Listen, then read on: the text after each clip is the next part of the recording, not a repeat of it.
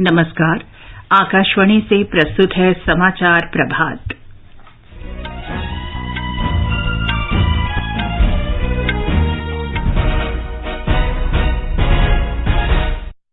प्रधानमंत्री नरेंद्र मोदी आज हरियाणा में पानीपत में दूसरी पीढ़ी का एथेनॉल संयंत्र राष्ट्र को समर्पित करेंगे।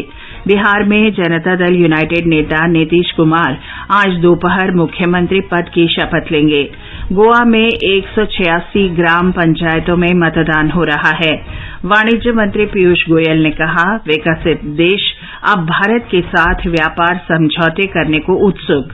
हिमाचल प्रदेश विधानसभा का 4 दिवसीय मानसून सत्र आज से जम्मू कश्मीर के बडगाम जिले में सुरक्षा बलों के साथ मुठभेड़ में लश्कर-ए-तैयबा के 3 आतंकवादी घिरे। अमेरिका के राष्ट्रपति जो बाइडेन ने फिनलैंड और स्वीडन के नेटो गठबंधन में शामिल होने का अनुमोदन करने वाले दस्तावेजों पर हस्ताक्षर किए और सेरेना विलियम्स ने टेनिस से संन्यास की घोषणा की।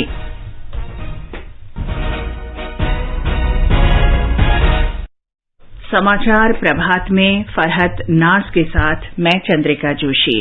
देश के 75वें स्वाधीनता दिवस समारोहों के उपलक्ष्य में आकाशवाणी समाचार स्वाधीनता संग्राम और उसके गौरवशाली इतिहास पर विशेष प्रश्नोत्तरी कार्यक्रम प्रसारित कर रहा है।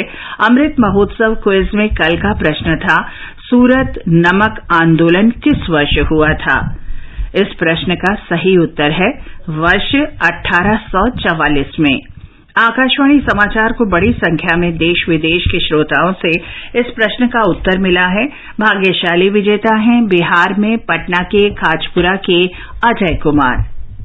आकाशवाणी को मैं विगत 50 वर्षों से सुन रहा हूं। यद्यपि इसके प्रत्येक कार्यक्रम ज्ञानवर्धक के साथ साथ रोचक तो होते ही हैं, किंतु आजादी के अमृत महोत्सव के दौरान आकाशवाणी ने ऐसे स्वतंत्रता सेनानियों के बारे में जानकारी दी है जो दुर्लभ है। इसी क्रम में पूछे गए क्विज में मुझे विजेता बनने पर अत्यंत खुशी है। इसके लिए आकाशवाणी को कोटिशः धन्यवाद। जय हिंद।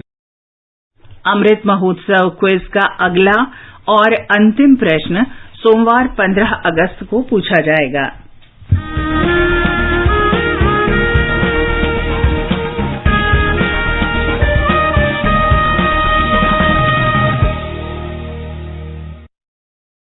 और अब समाचार। प्रधानमंत्री नरेंद्र मोदी आज हरियाणा के पानीपत में एथेनॉल संयंत्र का वीडियो कॉन्फ्रेंस के माध्यम से लोकार्पण करेंगे।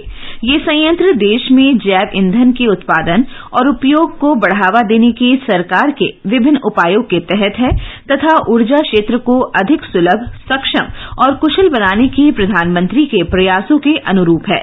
दूसरी पीढ़ी के इस एथेनॉल संयंत्र का निर्माण भारतीय तेल निगम लिमिटेड ने 900 करोड़ रुपए से अधिक की लागत से किया है। ये परियोजना कचरे से कंचन उत्पादित करने के भारत के प्रयासों में एक नया अध्याय जोड़ेगी। इससे लगभग 2 लाख टन प्रणाली से प्रतिवर्ष 3 करोड़ लीटर एथेनॉल बनाया जा सकेगा और लगभग 3 लाख टन कार्बन डाइऑक्साइड के बराबर ग्रीन हाउस गैसों का उत्सर्जन कम करने में भी मदद मिलेगी। बिहार में जनता दल यूनाइटेड के नेता नीतीश कुमार आज मुख्यमंत्री पद की शपथ लेंगे। राष्ट्रीय जनता दल के नेता तेजस्वी यादव को उप मुख्यमंत्री पद की शपथ दिलाई जाएगी। शपथ ग्रहण समारोह आज दोपहर पटना में राजभवन में आयोजित होगा। एक रिपोर्ट। नीतीश कुमार ने कल राज्यपाल फागू चौहान से मिलकर राज्य में नई सरकार बनाने का दावा पेश किया। श्री कुमार ने राज्यपाल को 164 विधायकों के समर्थन वाला पत्र सौंपा। राष्ट्रीय जनता दल, कांग्रेस, वामपंथी दल और एक निर्दलीय विधायक ने महागठबंधन सरकार के गठन के लिए नीतीश कुमार को समर्थन दिया है। जीतन राम मांझी के नेतृत्व वाली हिंदुस्तानी आवाम मोर्चा ने भी बिना शर्त समर्थन देने की घोषणा की है।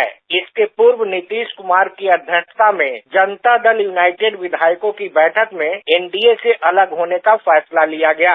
इसके बाद जनता दल यूनाइटेड, राष्ट्रीय जनता दल और कांग्रेस की संयुक्त बैठक में सर्वसम्मति से नीतीश कुमार को महागठबंधन का नेता चुना गया। आकाशवाणी समाचार के लिए पटना से मैं कृष्ण कुमार लाल। भारतीय जनता पार्टी के वरिष्ठ नेता और पूर्व केंद्रीय मंत्री रविशंकर प्रसाद ने राष्ट्रीय जनतांत्रिक गठबंधन से नाता तोड़ने और बिहार में नई सरकार बनाने के लिए राष्ट्रीय जनता दल से हाथ मिलाने के लिए जनता दल यूनाइटेड के अध्यक्ष नीतीश कुमार की निंदा की है। पटना में श्री रविशंकर प्रसाद ने कहा कि नीतीश कुमार ने एनडीए से अलग होने के लिए भाजपा पर आरोप लगाया कि वो उनकी पार्टी को खत्म करने की कोशिश कर रही है। कैसे कहते हैं कि भाजपा ने आपको कमजोर करने की कोशिश की? आपको कमजोर तो प्रदेश की जनता ने किया था, फिर भी प्रधानमंत्री नरेंद्र मोदी जी ने आप मुख्यमंत्री बनाया। फिर अब आप कह रहे हैं कि भाजपा अटल जी और अडवाणी जी वाली भाजपा नहीं है, तो 20 में जीत के आप साथ क्यों थे?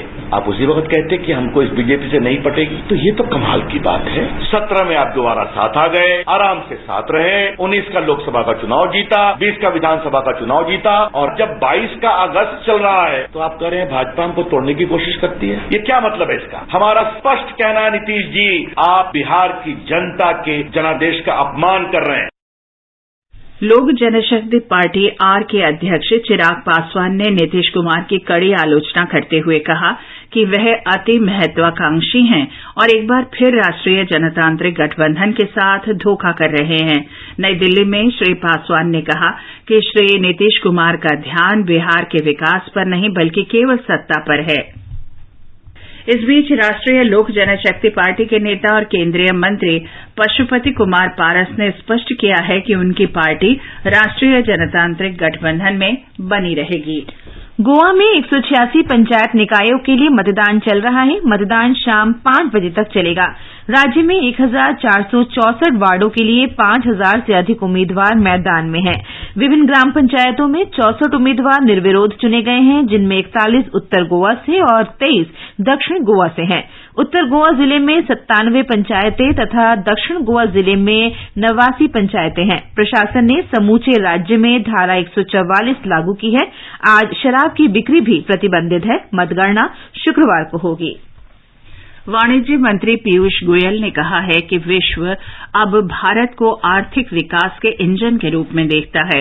नई दिल्ली में व्यापारी उद्यमी सम्मेलन में पीयूष गोयल ने कहा कि विकसित देश आज भारत के साथ व्यापार समझौतों के लिए उत्सुक हैं।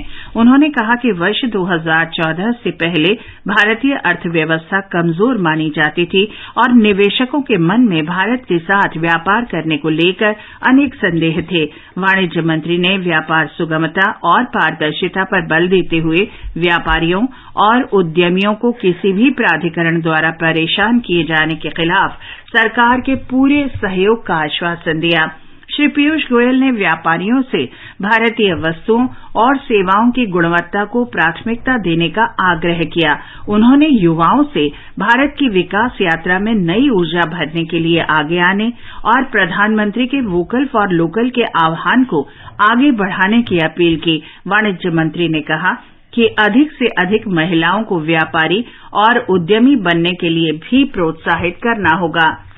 विदेश मंत्री सुब्रमण्यम जयशंकर ने कहा है कि प्रधानमंत्री नरेंद्र मोदी ने देश की विदेश नीति को नया रूप दिया है, जिसके मूल में राष्ट्रीय हित है, लेकिन इसमें वैश्विक हित भी समाहित है। कल हैदराबाद में Modi at 20 dreams meet delivery पुस्तक पर विचार विमर्श में डॉक्टर जयशंकर ने कहा कि विदेश नीति नए भारत का वैश्विक दृष्टिकोण है। वैश्विक स्तर पर श्री मोदी के व्यापक प्रभाव का उल्लेख करते हुए विदेश मंत्री ने कहा कि उनकी नीतियों और पहल का भी व्यापक प्रभाव है। न्यायमूर्ति एल नरसिम्हा रेड्डी ने कहा कि कोविड महामारी के प्रबंधन में श्री मोदी की कौशल क्षमता ने भारत के बारे में पूरे विश्व का नजरिया बदला है।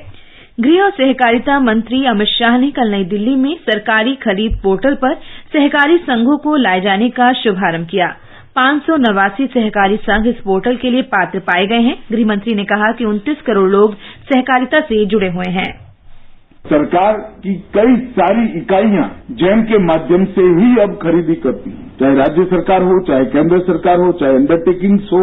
मैं कोऑपरेटिव सोसाइटीज को ये भी अपील करना चाहता हूं कि अपने आप को जैम पर रजिस्टर करने के लिए तैयार करें। प्रक्रिया है, होनी भी चाहिए और जरूरी भी है, क्योंकि क्वालिटी का भी चिंता करना है, क्षमता का भी चिंता करना है। मैं राष्ट्रीय सहकारी संघ को भी अपील करता हूं कि आपका ये काम ही है कि कोऑपरेटिव का मार्केटिंग बढ़े, और कोऑपरेटिव का मार्केटिंग बढ़ाना है तो जैम से अच्छा कोई रास्ता नहीं हो। संसदीय कार्य मंत्री प्रहलाद जोशी ने कहा है कि संसद का मानसून सत्र निर्धारित समय से केवल 2 दिन पहले ही स्थगित किया गया है। उन्होंने कहा कि विपक्षी दल सत्र के 4 दिन पहले स्थगित होने की गलत खबर प्रचारित कर रहे हैं। उन्होंने बताया कि यह निर्णय विपक्षी दलों के सांसदों सहित अनेक सदस्यों के अनुरोध पर लिया गया। श्री जोशी ने कहा कि विपक्ष का एजेंडा संसद की कार्यवाही में व्यवधान पहुंचाना और बायकॉट करना है। श्री जोशी ने कहा कि मानसून सत्र का आधा से ज्यादा समय व्यवधान में ही निकल गया। कांग्रेस पार्टी जनता की पैसे की कीमत पर एक परिवार को बचाने में लगी है। शिक्षा मंत्रालय ने राष्ट्रीय शिक्षा नीति पर आधारित नए राष्ट्रीय पाठ्यक्रम की रूपरेखा पर विचार विमर्श के क्रम में भारत सरकार के सभी मंत्रालयों और विभागों के साथ बैठक की। बैठक में राष्ट्रीय शैक्षिक अनुसंधान और प्रशिक्षण परिषद, निर्वाचन आयोग, भारतीय कृषि अनुसंधान परिषद, रक्षा अनुसंधान और विकास संगठन के प्रतिनिधियों ने भाग लिया। बैठक में विद्यार्थियों को उनके विकास के विभिन्न चरणों में सही शिक्षा देने के अनुरूप पाठ्यक्रम तैयार करने में मंत्रालयों और संगठनों के योगदान पर चर्चा की गई। राष्ट्रीय पाठ्यक्रम की रूपरेखा के विभिन्न पहलुओं पर भी विचार हुआ। ई कॉमर्स इकाइयों को विनिर्माण उद्यम उत्पादन का देश एमआरपी विनिर्माण एक्सपायरी की तिथि बेस्ट बिफोर यूज या वस्तु कितने समय तक उपयोग करने लायक है और कंज्यूमर केयर नंबर इत्यादि का ब्यौरा देना अनिवार्य है। उपभोक्ता मामले विभाग भारत सरकार द्वारा जनहित में जारी। जागो ग्राहक जागो। और अब आगे बढ़ने से पहले एक नजर मुख्य समाचारों पर। प्रधानमंत्री नरेंद्र मोदी आज हरियाणा के पानीपत में दूसरी पीढ़ी का एथेनॉल संयंत्र राष्ट्र को समर्पित करेंगे।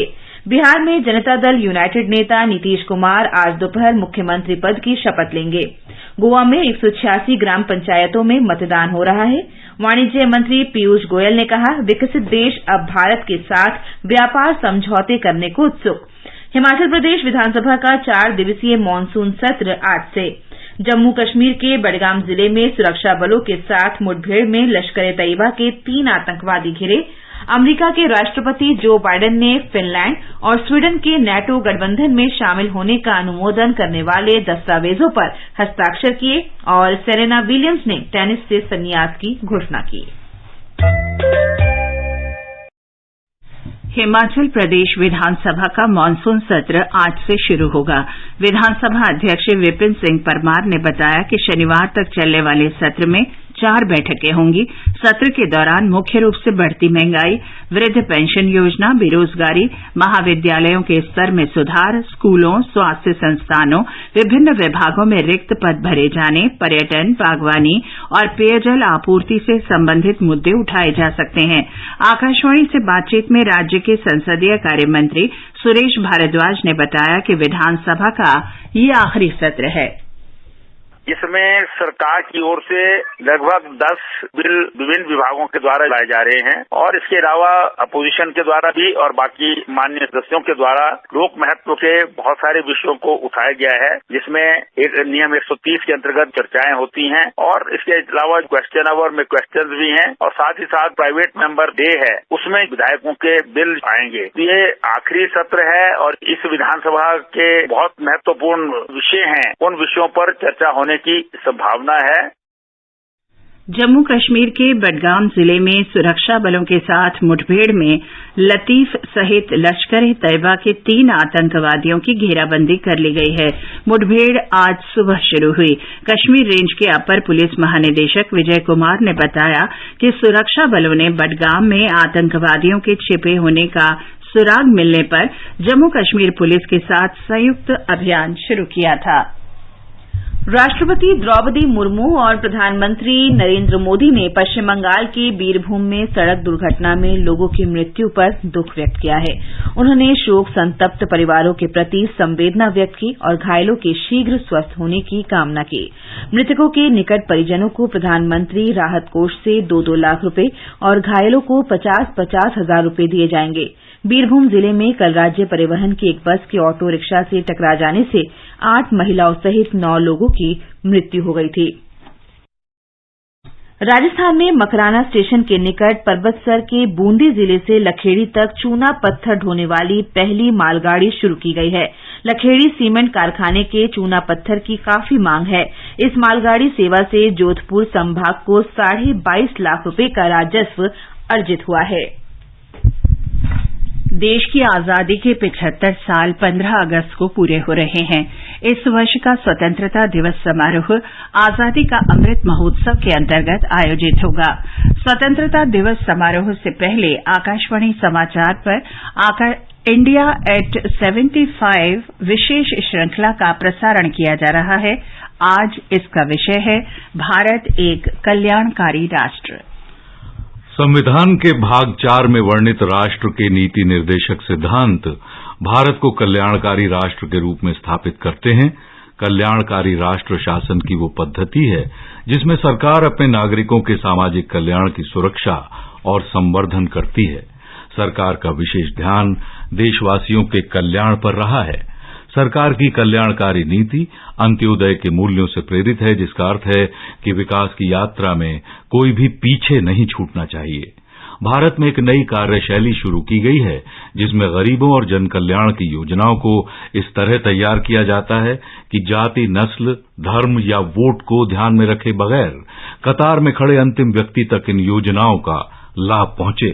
ग्रामीण और शहरी क्षेत्रों में प्रधानमंत्री आवास योजना के माध्यम से मकान उपलब्ध कराना, स्वच्छ भारत मिशन के जरिए स्वच्छता प्रबंधन, प्रधानमंत्री उज्ज्वला योजना के तहत रसोई गैस कनेक्शन उपलब्ध कराना भी इसमें शामिल है। प्रधानमंत्री किसान सम्मान निधि के अंतर्गत किसानों को आर्थिक मदद, प्रत्यक्ष लाभ अंतरण, सरकार की ओर से प्रायोजित प्रधानमंत्री जन आरोग्य योजना, आयुष्मान भारत, प्रधानमंत्री जीवन ज्योति बीमा योजना और प्रधानमंत्री सुरक्षा बीमा योजना सरकार के जन कल्याणकारी उपायों में शामिल हैं। प्रधानमंत्री गरीब कल्याण योजना के तहत कोविड महामारी के दौरान केंद्र ने गरीब परिवारों को हर महीने 5 किलोग्राम खाद्यान्न उपलब्ध कराया। महत्वाकांक्षी लक्ष्यों और केंद्र की ओर से कड़ी निगरानी से इन योजनाओं के अपेक्षित परिणाम भी मिले हैं। उत्तर प्रदेश के बस्ती में इस साल एक जनसभा में प्रधानमंत्री नरेंद्र मोदी ने कहा था कि सरकार गरीबों के कल्याण को सर्वोच्च प्राथमिकता देती है।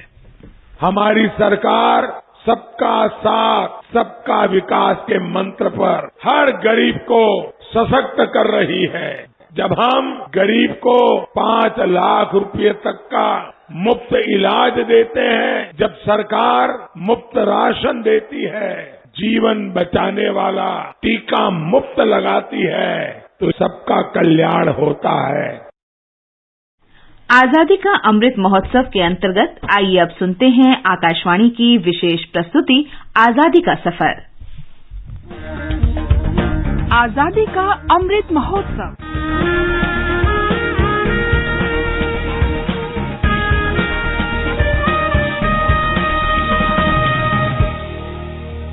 आजादी का सफर आकाशवाणी समाचार के साथ एक राष्ट्र का उदय। भारत का गौरवशाली स्वतंत्रता संग्राम आधुनिक विश्व में घटित महानतम संघर्षों में से एक है। आकाशवाणी समाचार आपके लिए हर रोज लेकर आता है इस स्वतंत्रता आंदोलन की एक झलक। आज की इस कड़ी में हम देश के पूर्व राष्ट्रपति वराहगिरी वेंकट गिरी का स्मरण कर रहे हैं, जिनका जन्म हुआ था 10 अगस्त 1894 को। उन्होंने श्रमिक वर्ग के हित में साम्राज्यवादी ब्रिटिश सरकार के खिलाफ काम किया। वो श्रमिक संघ के एकमात्र नेता थे जो देश के राष्ट्रपति बने। I feel proud and honored by the citizens of Delhi to be present here on this great and memorable occasion, the eve of our Independence Day.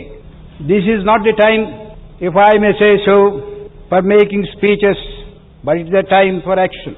In the first instance, we should remember the great martyrs, our great leaders, our father of the nation, our ex-prime ministers, who have sacrificed their all for securing independence Berhampur और मद्रास में आरंभिक शिक्षा के बाद गिरी 1913 में Dublin में प्रतिष्ठित kings in में शामिल होने गए।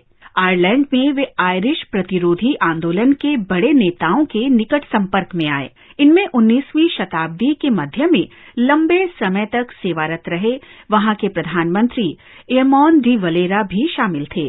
गिरी की भेंट महात्मा गांधी से 1914 में हुई जब वे लंदन आए।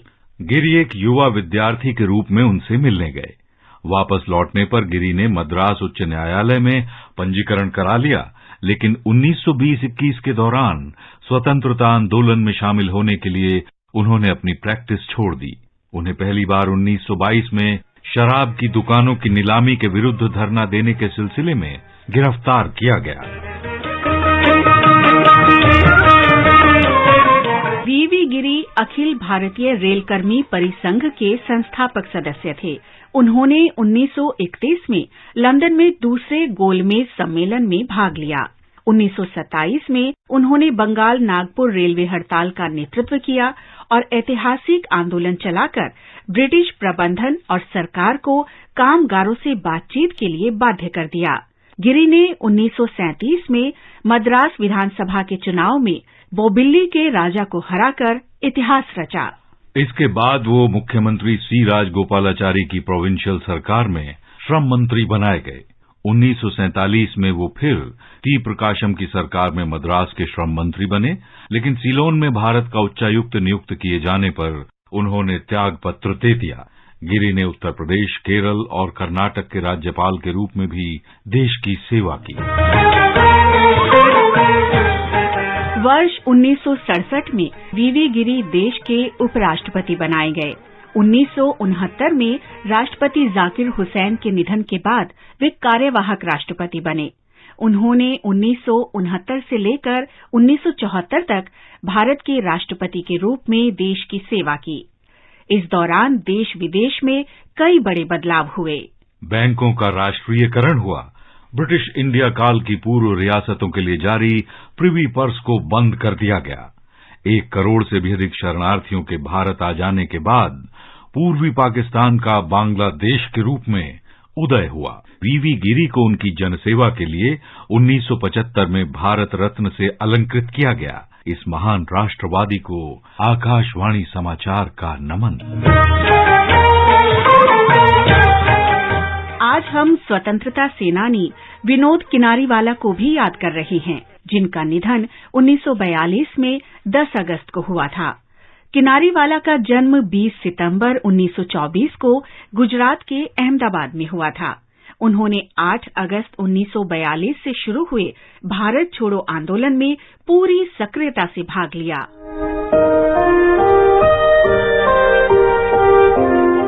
आंदोलन के दौरान किनारीवाला के कॉलेज के विद्यार्थी अहमदाबाद में एकत्र हुए। ब्रिटिश सरकार के खिलाफ नारे लगाते हुए उन्होंने 10 अगस्त 1942 को भारत छोड़ो का आह्वान किया। पुलिस के सहायक अधीक्षक अपने पुलिस बल के साथ आंदोलन स्थल पर पहुंचे और विद्यार्थियों पर गोली बरसाने का आदेश दिया। इसी गोलीबारी में विनोद किनारीवाला आंदोलन स्थल पर ही शहीद हो गए। इस जांबाज शहीद को आकाशवाणी समाचार की भावभीनी श्रद्धांजलि।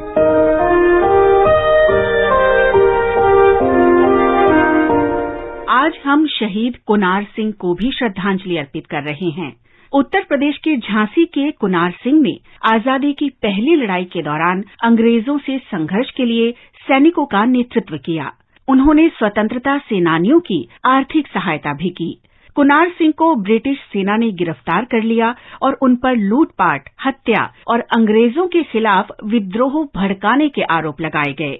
उन्हें 10 अगस्त 1858 को फांसी दे दी गई। देश के इस महान सपूत को आकाशवाणी समाचार का नमन। और अब आकाशवाणी समाचार के साथ आजादी का सफर की ये कड़ी संपन्न होती है। कल फिर मिलेंगे अगली कड़ी के साथ।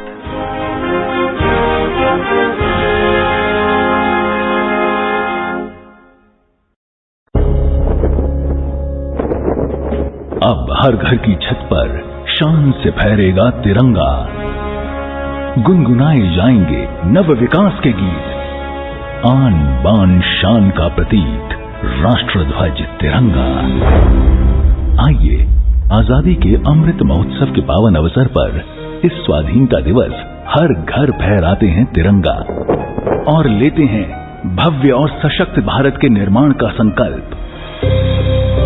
आइए हर घर फहराएं तिरंगा।